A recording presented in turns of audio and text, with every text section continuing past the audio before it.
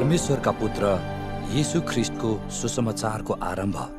यशाया अगमवक्ताको पुस्तकमा यसरी लेखिएको छ, हेर, म मेरो दूतलाई तिम्रो अघि अघि पठाउँछु, जसले तिम्रो मार्ग तयार गर्नेछ। उजाड स्थानमा एकजना कराउनेको आवाज, परमप्रभुको मार्ग तयार पार, उहाँको पथ सोझा बनाओ। बप्तिस्मा दिने यूहन्ना पाप मोचनको लागि पश्चातापको बप्तिस्मा प्रचार गर्दै उजाड स्थानमा देखा परे। समस्त यहुदिया देश र यरुसलेमका सबै बासिन्दाहरू तिनी कहाँ निस्किआए र तिनीहरूले आफ्ना पाप स्वीकार गर्दै तिनीबाट यर्दन नदीमा बप्तिस्मा लिए।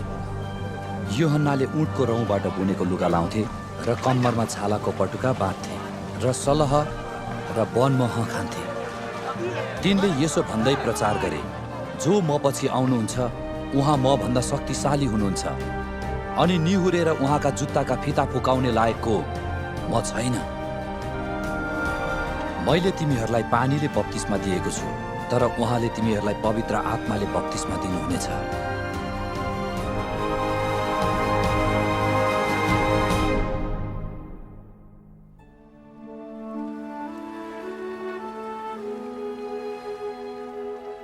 अब ती दिनमा येशू गालिलको नासरतबाट आउनुभयो र यूहन्नाबाट यर्दन नदीमा बप्तिस्मा लिनुभयो।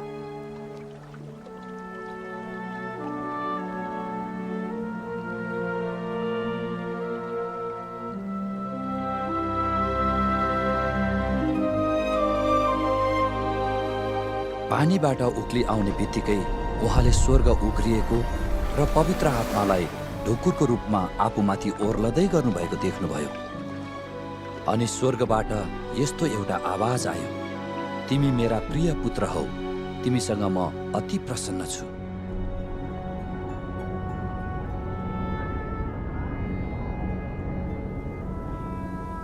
पवित्र आत्माले उहाँलाई तुरुन्तै उजाड स्थानमा लैजानुभयो। शैतानबाट परीक्षित हुँदै उहाँ 40 दिन उजाड स्थानमा रहनुभयो। उहाँ जङ्गली जनावरहरूसँग रहनुभयो र स्वर्गदूतहरूले उहाँको सेवा टहल गरे।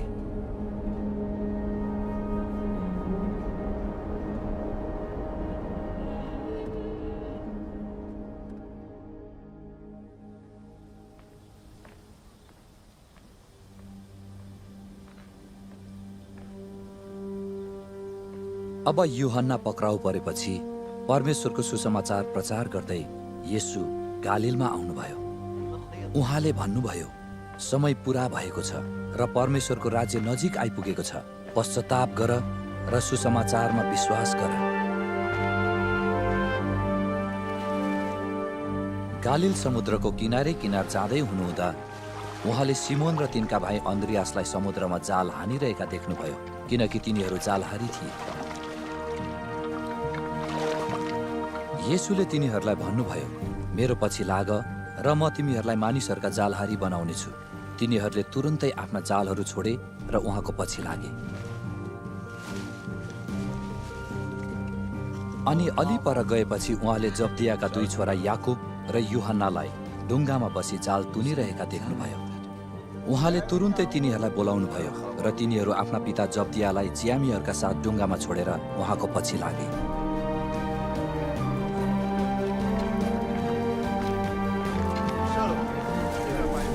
तब उहाँहरू कफरनहुममा जानुभयो र तुरुन्तै सब्बात दिनमा सभाघरमा पछि उहाँले शिक्षा दिन लाग्नुभयो। अनि तिनीहरू उहाँका शिक्षामा चकित भए, किनकि उहाँले तिनीहरूलाई शास्त्रीहरूले जस्तो होइन तर अधिकारसँग सिकाउनुभयो। त्यही बेला त्यस सभाघरमा अशुद्ध आत्मा भएको एकजना मान्छे थियो। त्यसले यसो भन्दै चिच्यायो, हे नासरतका येशू, हामीलाई तपाईसँग के सरोकार? के तपाईँ हामीलाई सर्वनाश पार्नलाई आउनुभएको हो? म तपाईँलाई चिन्छु, तपाईँ परमेश्वरका पवित्र जन हुनुहुन्छ। तर येशूले त्यसलाई यसो भन्दै हकार्नुभयो, चुप लाग र त्यसबाट निस्किजा। त्यस मान्छेलाई लछार पछार पार्दै त्यो अशुद्ध आत्मा ठुलो स्वरले चिच्याएर त्यस मान्छेबाट निस्किगयो। तब सबैजनाले अचम्म माने र तिनीहरू यसो भन्दै आपसमा सोधासोध गर्न लागे, यो के हो? यो त नयाँ शिक्षा रहेछ।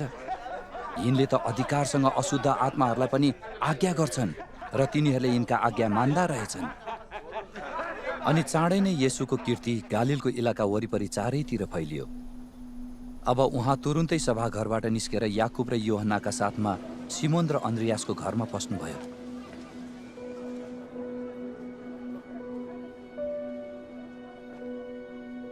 सिमोनकी सासू ज्वरोले थला परेकी थिइन् र तिनीहरूले झट्टै उहाँलाई तिनको विषयमा भने।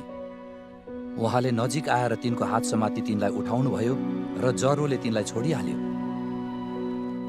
अनि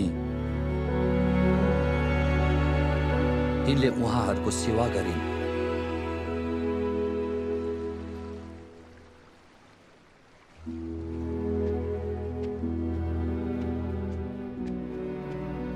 त्यो साँझ घाम डुबेपछि मानिसहरूले उहाँ कहाँ बिरामीहरू र भूत लागेकाहरू जम्मैलाई ल्याए। सारा सहर नै घरको ढोकामा जम्मा भएको थियो। अनेक किसिमका रोगले ग्रस्त भएका धेरै बिरामीहरूलाई उहाँले निको पार्नुभयो र धेरै भूतहरूलाई निकाल्नुभयो। तर भूतहरूले उहाँलाई चिनेका हुनाले उहाँले तिनीहरूलाई बोल्न दिनु भएन।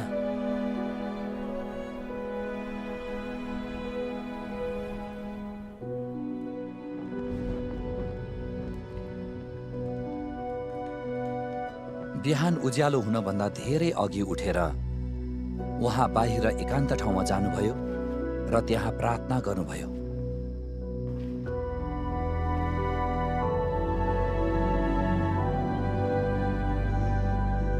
सिमोन र तिनीसँग हुनेहरू उहाँलाई खोज्दै गए।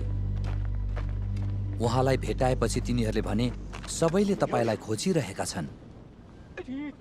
तब उहाँले तिनीहरूलाई भन्नुभयो, आओ हामीहरू नजिकका अरू सहरहरूमा जाउँ र त्यहाँ पनि म प्रचार गर्न पाऊँ, किनकि यसैको निम्ति म आएको हुँ। अनि सारा गालिलमा तिनीहरूका सभाघरहरूमा प्रचार गर्दै र भूतहरूलाई निकाल्दै उहाँ हिँड्नुभयो।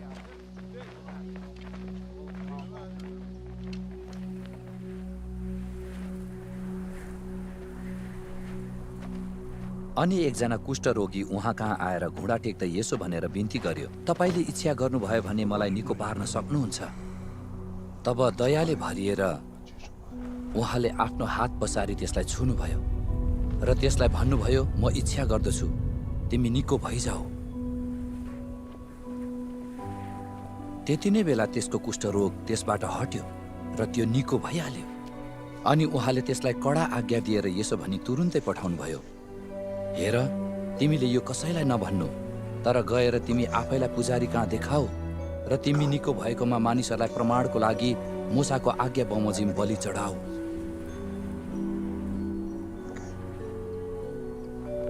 तर त्यो निस्केर गयो अनि यस विषयमा खुल्लमखुल्ला प्रचार गर्न लाग्यो र येशू फेरि सहरमा खुलस्त प्रवेश गर्न सक्नु भएन र एकान्त ठाउँहरूमा रहनुभयो।